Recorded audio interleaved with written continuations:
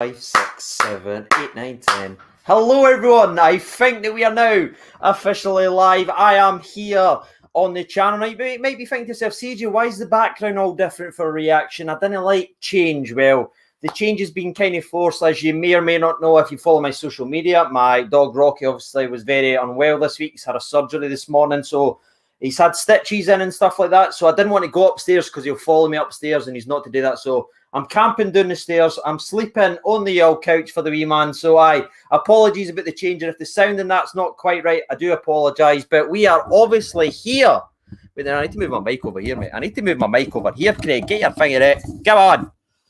We are obviously here to talk about a fantastic result from one perspective and a very interesting result on another perspective. And that is, of course, the England one. I can see a lot of love in the comments already for Rocky. My guy. Right, I think one of the things that we're going to talk about today is not only the result, what it means for both teams, but who was the man of the match in the game. And there's a couple of things I want to talk about right away. And the first off is, I think what Scotland gave in the game was a wee reminder to maybe people that only watches a certain league and who's got this opinion that there's farmers elsewhere. All them need to be quiet. The arrogance needs to be silenced, because what we saw out there was an 11 squad that was willing to work harder, chase, get stuck in, throw their bodies on the line harder than the other people that's expected to go very far in the tournament. Yes, the argument could be made that maybe they were saving themselves for later in the tournament, but to me, everything we heard about this game was both teams were going at it, and I just wasn't impressed at all from England. I went into this game expecting a good game. I was looking forward to it. I was wanting to see Jack Grealish play because I think he's a fantastic footballer, but we didn't see that. We saw a couple changes to the England squad, and I've heard a lot about Reece James. People tell me how good he is, but it looks like he's too scared to cross the road. Ladies and gentlemen, might still need the lollipop man, because that boy just doesn't take any risk going forward at all. Absolutely safe.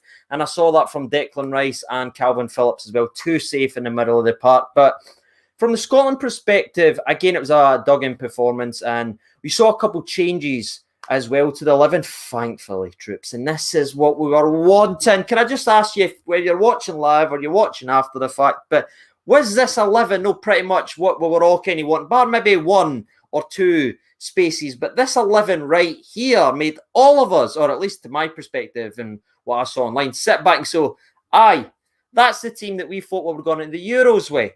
Mick Tommeny at centre-back, Tierney, who was outstanding, by the way, using their pace and allowing Grant Hanley to bully Harry Kane, and that's exactly what the big man done. And I want to move forward. I want to talk about the midfield, because there's a guy by the name of Billy Gilmour, who I have been everywhere, on every channel, every country. I mean, Scotland and England is the only country I travelled, but every country, because it sounds better. I've been saying, this guy needs to play. This lad is 20 years old. He has just went to Wembley after an absolute disaster class in the first game for Scotland. Everyone's feeling down it, and he's went there in the middle of the park at 20 years old, up against directly Mason Mount, who I think we can all agree is a fantastic player and probably one of the most informed players in the Premier League. I don't think I'm saying that wrong or anything. Directly one-on-one, and you saw a 20-year-old willing to take the ball in tight areas, beat his man, no hideaway, go drop into the space, pick up and get Scotland playing. The performance, man, ridiculous for Billy Gilmour. And that's the first main start that we've seen, obviously, in a Scotland shirt. And I'll tell you something right now, I don't know when we'll ever see a Scotland squad that doesn't have him in it now, that we've seen that for the lad. You know, I know some people was a wee bit upset he didn't play the entire game, but I think he was blowing in the 75th minute. I think it was a good sub, and I will give that. Oh, mate, I've just noticed a donation to the chat. Thank you so much. Get Rocky some get some treats for Rocky. Yeah, when I was waiting for the old call to go and pick the wee man up, I went to Pets Home and spent 54 quid, which was quite ironic. It was like, I'm rounding up, it was 53, but I thought it'd sound better. But there's a comment coming in here from Ewan McKenzie. I think that is on Ewan Mac. He says, Hanley or Gilmour man of the match? And I completely agree. I think for every minute Gilmour was on the park, to me, he was absolutely outstanding. But if you look at the entire game, even the last 10, 15 minutes, I thought Hanley, I've never seen that before for him. I never knew he had it in him. He absolutely bullied the English captain, Harry Kane, top goal scorer, top assister in the Premier League, the guy who was coming here as my camera can't even keep in focus to slap us. He kept him handcuffed. That he got subbed off with 20 minutes to go. What a performance for him as well. What's up with CJ? Never seen any before. Adams was immense as well. I'm seeing a lot of love for that. Yeah, I absolutely agreed, mate. I thought everyone in the team, to be honest with you, with the Scotland team, I know Adams had a couple of opportunities. I mean, if you look at the game, right, and if you look at the game fair, and I did take some notes for the game, I wasn't planning on making a video, if I'm honest with you, but the wee man's kind of settled now, and I thought, it's an interesting result. Let's see what they're saying. But if you go into it, I think in the 7th minute, you see some great movement as Billy Gilmour, fast and direct, goes forward with the ball. It's a brilliant wee pass into Stephen O'Donnell, who picks his man out Adams 6 yards out, and it's a very good defensive block by John Stones, I think it was. That was good play for them. And that's somebody I've not even mentioned, by the way. Stephen O'Donnell. He must have been wearing Nathan Patterson pyjamas. I'm calling it right now. The laddie put in a performance that was outstanding as my camera can't even keep focus again. I hate being down here. Oh, mate, you and Mac, donation $9.99 to the chat. Hope CJ's will give himself an treat he deserves after the season. Cheers, brother. He's doing much better, lads. Thank you for all your messages and that as well. But I was saying there, Stephen O'Donnell, I've been ridiculing him. I said on Monday, and I still stand by Monday, by the way. I'm not one of these guys that will take back everything I say and pretend I never. No, that was the worst right-back performance I've ever seen on Monday. His first touch was not Megan himself. His second touch was tackling Christie inside the opposition box. But he came into this game, and I don't know if I'm just being biased or just being an idiot or something, but I felt like the added pace at the right centre-back spot with Mick Tommeny. I thought Gilmore comfortable in the ball. I thought McGinn and McGregor being able to cover allowed O'Donnell not to have to do too much. He wasn't required too much, and he was able to go into areas and float in areas and not be a focal point, because when he was a focal point on Monday, you saw the mistakes, but when you limit him and you just give him wee opportunities, I thought he was brilliant. I think he only got beat once defensively versus Sterling when they tried to chip in behind him. He was very close to opening the scoring as well for a fantastic save by Jordan Pickford. But I thought it was a brilliant performance for him as well. Graham Wilson says, man of the match could have been O'Donnell, Gilmore, McGinn, but Hanley was outstanding for me. Yeah. I think you're right, mate. Yeah, you're right there. Regarding the game as well, we obviously have to address the elephant in the room, and that was the clear goal-scoring opportunity that England did miss because Lyndon Dykes was man-marking Stephen O'Donnell and an early set-piece, allowing the ball to drop, 5-6 yards out. It's a free header, John Stones. But if you think of that major opportunity, this is a side what is second or third favourite according to the bookies, whatever, to actually go ahead and really go far into this tournament. But that is all they created, and I was honestly disappointed for what I seen for England. Now, that could obviously be that Scotland was limited on them, but I just didn't see enough people who was willing to get on the ball. And I think if you're sitting from that perspective, wanting England to do well, I think you'd be a lot of questions need to be raised because no one was willing to get on the ball, apart from the guy that came on for the last 10 minutes, Jack Grealish. But full credit to Scotland, ladies and gentlemen. It was a hungry performance. It was an aggressive performance. I can't move my head. Watch. I think that's what it is. That's what it is. Did Scotland win? No, they didn't, mate. But it wasn't 4 or 5. I mean, the amount of comments, and I'm like, I've said nice things about England players. Why am I getting so much crap for English fans? Do you know what I mean? I just said I thought this game was going to be a draw, and I spoke to Rory yesterday or the day before, but then he posted it yesterday, and I said to him, I think it'll be a draw in this game, and that's what it is. So I'm looking forward to speaking to Rory. I'm going to try and set that up for tomorrow, ladies and gentlemen, as he was expecting it to be a 4-0 performance. So. Get on Rory. I will be getting on Rory. Don't you worry about that, sir. Don't you worry about that. Hope you guys the 88 Sports guys. Well, I'll tell you something right now. I think I've got a wee notification for Steve-O, the madman, right now. To be fair, look, Steve-O's just a class act. He went, mate, my heart, so close. Fair play to you guys, man. See, that's just a footballer. That's a top-class man, giving a wee bit of credit. But I don't think I've missed too much. I think if you go into the second half, I thought England completely fell off the boil.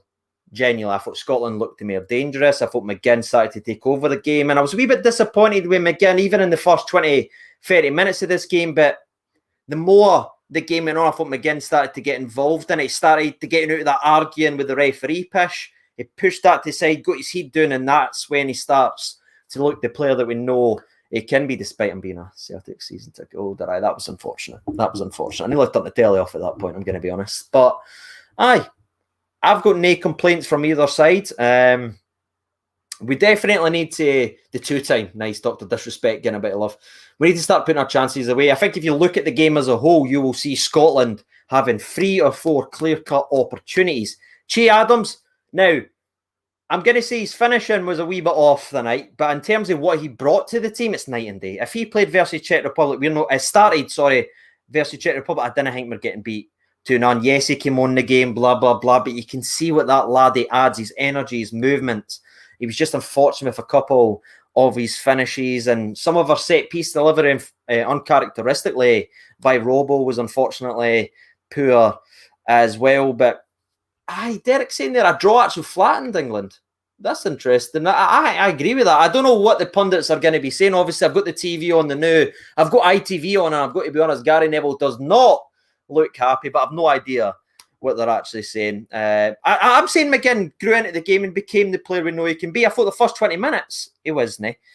But are we going to do a wee ratings for the vid? That could be some interesting content. Let's do some ratings right now. Troops, right? Let's go. Oh shit, Rocky's turning the TV up. Hey, Steve Clark's talking Rocky. Didn't he turn that up then? No, we turn it down. England are so overhyped, we can beat France. I wouldn't go that far. You know the luck. Barisic will play his first game and he'll score a goal to put us out. You just know it's going to happen. But in terms of ratings, let's do it very, very quickly. And if you're watching it live or not live, get involved as well. Start off with the goalkeeper, Marshall. I can't think of anything that he was even required today. I think he had one shot where he palmed it wide where I actually thought he let it slip in, if I'm honest with you. But I think you've got to give most of the credit to the defence and the hard work for the midfield, because the boy that was playing centre attacking mid for us versus Czech Republic, your goalkeeper, wasn't even needed. And he stood on his line. He stood in his box, troops. That's a 6 for me. That's a 6 for me. He stood inside his box and done the job. He wasn't playing calm. He wasn't playing everyone's least favourite friend at pro clubs that gets forward all the time when he's in goals. No, he wasn't doing any of that. Stayed in his box, didn't get chipped. Easy. I know, Rocky. I know. You're still not over it? Okay, so right, moving on to the centre-backs, then we have Mick Tommeny. Now, he made one early mistake and nearly made me shit my knickknacks when he tried to cut inside Sterling, and Sterling won it and ran into the box. But I think for the rest of the game, I'm thinking of big headers. I'm thinking of great challenges. He had one about 10 minutes after his mistake versus Sterling. I thought it was a good performance, overall strong, quick. And that's why I like him better at centre-back. Now, again, the only reason he's playing in centre-mid is because Ryan Jack's obviously, and we were trying to work out that anchor role. But him as that right centre-back for me works. I'm going to give him a 7 overall. Don't know if you're going to be agreeing with me on that. 2-time gives it a 7. 7.5 comes in for Matthew Reid, a 7 for Jordan. So it looks like we're kind of, we're kind of on it here. We're on it there. 6.5 there for Chris. Okay. Right, the middle centre back, Grant Hanley. I think I've already spoken about him. I thought I've never seen him play like that. I thought he was. I mean, he had a good game ish versus Czech Republic, and probably our best player over the 2 games if you look at both of them. But that performance here, I thought he took it up a level. He seemed to relish the physical battle with Harry Kane. He seemed to get in Harry Kane's head, which I've never really seen before, if I'm honest. But you could see them even a minute before Harry Kane came off, when he looked over, he instantly, I don't know if there was a wee bit, the old school gone back and forth there, but Hanley seemed to win the blink out of that one. So I'm going to give him an 8.5, maybe a 9. Somebody's given 9. Oh, actually, loads of 9s. And 8.5, so Matty Reid's up the same as me. And 8.7, he's mixing it up.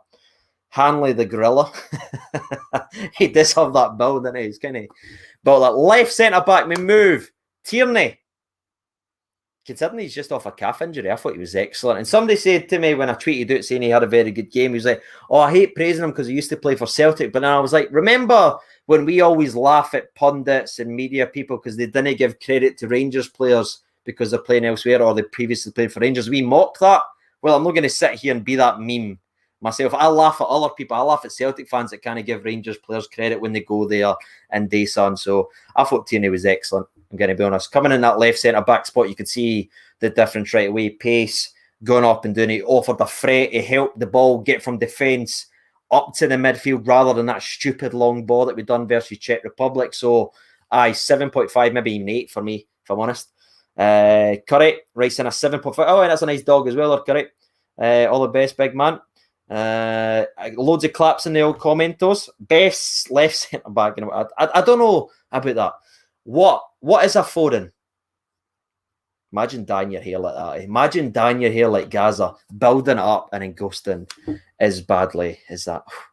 Wouldn't it be me? Right, let's get to some fun then, shall we? Billy Gilmour, who for me, for every minute he was on the park, was the man of the match. And I'm not being biased. I'm looking at a young laddie going into that there, doing what we didn't have on Monday. Dropping into the hole, getting us the ball and getting us forward. We didn't have that at all. And that's a 20-year-old. He's just turned 20, man. What we're seeing for that player is ridiculous. And it makes me so damn proud that he came for our academy troops. That's I'm sitting there watching with these grey hairs feeling like a proud dad when I'm watching him kicking old football boot. I love these performances. A 9.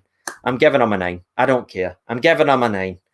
I'm seeing some 10s in there. I'm seeing some 10s. A 10.5, that's important. Gilmore on 9. Spelled his name wrong though, John, so I'm going to take a point off you for that. Callum goes a 9. Curry a 9.92. I like it. Mick Tommeny getting a lot of love. He is, mate, he is. Right, Callum McGregor now. I was roasting the Callum McGregor sub on Monday, and I think you see the two differences. I think if you want to add somebody that can run about, do a wee job, keep things ticking along, and not get forward and create havoc, I think he was good in what he was done, and I understood why he played it. I had a couple of wee jokes and everything like that, but you can see why he was in the middle of the park, just for his energy and being able to run up and down. I didn't take anything back what I said on Monday when I said being 2-0 down and subbing on Callum McGregor is the worst sub I've ever seen since Pedro subbed on Michael Halloran at right back versus Motherwell. But in that role, what he was asked today, I thought he was very solid, so I'm going to give him a 7.5. Didn't he jump out at me? But again, the fact that I'm not sitting here thinking, you done that or that wrong, is a solid job in the middle of the park, especially when you're up against, what was Calvin Phillips rated? What's Declan Rice supposed to be worth? 80 million or something? I don't know, troops. I don't know. I think that's the midfielders talked about, it? We've talked about, McGinn, sorry. We've got McGinn as well, 8. As I said, I thought the first 20 minutes he was nipping too much at the referee, but when he got his heat down, he took it to another level, started to be able to get the ball down, and I thought he was a very good player, which we obviously know he is. I didn't like his promo at the start, talking about Henrik Larsson, which is obviously the second best Swede to ever play in Scottish football behind Philippe Hollander, but in terms of performance, very, very solid there as well. Let's see, some 8s for McGinn. All right, hey, we're actually in sync today. Normally I'm always getting bullied in the comments. Normally I'm always getting bullied. Some people's getting his special. Again, an 8.7. I'm liking the points, lads. I'm liking it. Right, now we move forward.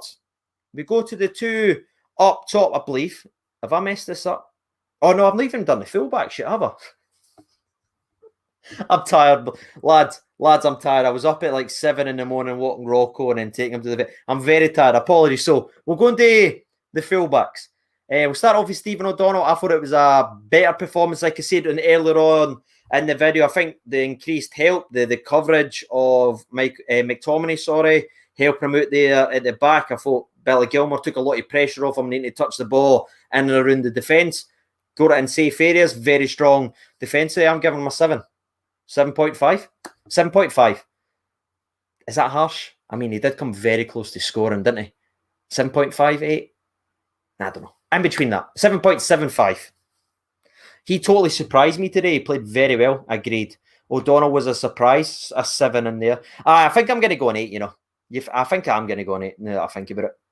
The only time he was ever beat defensively was when they chipped it in behind him and he tried to get on it. So, an 8. Right, Andy Robertson. Now, Robbo, I thought, put in a couple of very disappointing crosses to the box. And again, I'm nitpicking and stuff like that. But I sat back in a couple of these corners and set pieces and I went like, oh, man, come on. Even in the 86th minute, it was a poor bit. In terms of running defensively, he had that phenomenal defending versus Foden when the ball came in. One of the few times the ball actually went down the left-hand side. It got cut in. It looked like it was going to be a tap-in for the Gaza off wish, but unfortunately, Jamie Lee couldn't put it in the back of net because her boy Robbo was there defensively. So 7.5. 7. Now I'm going to go 7. A 7 for Robbo. Well, that's an interesting one. I think the armband weighs heavy on him. I actually thought he was outstanding on Monday. I just thought that he's just a couple of his crossing was quite annoying. Again, I'm nitpicking, but I'm expecting a wee bit better from him. And I think you probably expect better from himself in terms of delivery going into the box. But that's the fullbacks. Moving on to the forwards, as I'm trying to wrap up this video because we've been gone far too long. Let's move to the strikers. And we'll start with Dykes. Let's start with Big London then, shall we? I'm disappointed that he's got a baldy.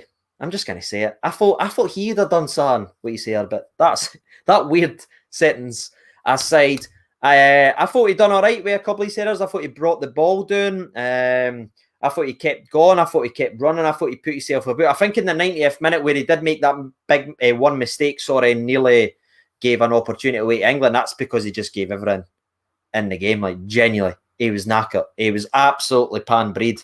Gaz off wish. You like that, Bruce? He gave everything in the game. I think he got a goal line clearance as well, so he could have scored. In fact, some great defending by Reece James, I believe. But I just sometimes don't think they play to his strengths with a lot of the wee fancy stuff we try and do for short corners. You've got to put the ball into the mixer a lot for him. I'm going to give a solid 6.5.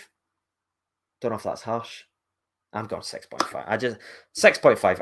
I think. Let's see what other people's got to say. 7. Okay, nothing good. That's what I was going to go, but I gave Robertson a 7. So, let's see. Another 7 comes in for the big man. And the last player that will obviously rate in the all game is going to be Che Adams. And watching his running, his movement, his work rate, his ability to hold the play up, link the play, just makes me even more annoyed that we played Ryan Christie ahead of him. And I'll never get it, troops. I just don't understand it. The boy's brilliant. Yes, he had a couple of opportunities. The volley at the back post, the shot in the 7th minute where it was well defended by England. But you're putting yourself in there, and he gave us running, he gave us everything. And you could see him when he was coming off the park as well. We could barely move. So I was very, very impressed with his overall work rate. And I've said that a couple of times when I was talking about Morelos and that during the season when we were doing the match reviews, when you just give everyone but you didn't quite get the goal, or maybe you didn't get the luck you deserve. That's probably where Che Adams sits with that. So for me, I'm going to give him a 7.5. It feels right. That feels right. That feels right, you know. That feels right. Gus writes at 8. Yeah. I can't speak, boy. 8, easy for Che. Didn't stop running and closed down well. The goals will come for him. Absolutely, mate. I've got a 9 there for the FIFA lad. Che was all over the place. Should always be a starter. Curry, I agree, mate. It should never, ever be dropped, especially for someone like Ryan Christie as a striker. Don't get me fucking started. I'll just get annoyed. But that's it, ladies and gentlemen. That's kind of the match reviews. But again, my opinion, I was very impressed with what Scotland gave in the game. Very shocked at what England was able to do in that game. I was expecting a lot of changes and a lot of attacking flair and a lot of attacking for England. That's what I heard for a lot of my pals that lives down there and everything like that, but I didn't see any of it. And again, you have to give credit for Scotland. They kept nipping away, made them uncomfortable, made them hurry their passing. And I think when you force the ball between Calvin Phillips and Declan Rice, it just kept going like that. It just kept going side to side, and that probably raises a lot of questions for them. But I think the day, obviously, it is shared between the two sides, but I think it's a much better result for Scotland than it is England. As obviously it keeps Scotland's chances of progressing in the next round, whether it is finishing second, if they can beat Croatia, and England obviously beat Czech Republic, or finishing that third spot with the 4 points as well. But I was very impressed. As a football, just going out there and looking at the hard work, the determination, it's hard not to be impressed with, ladies and gentlemen, especially when the pundits and the match people were all laughing and sniggering going into this game.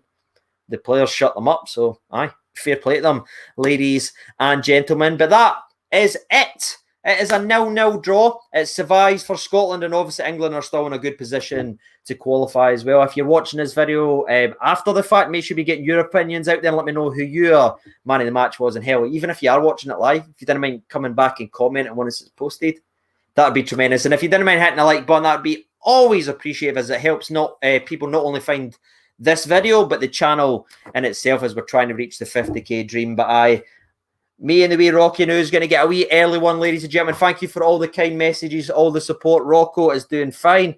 I'm doing fine. I have to sleep on the couch. Unbelievable, man. It's like I've annoyed the missus yet again. Troops. But until next time, ladies and gentlemen, take care of yourselves. All the best, and bye-bye.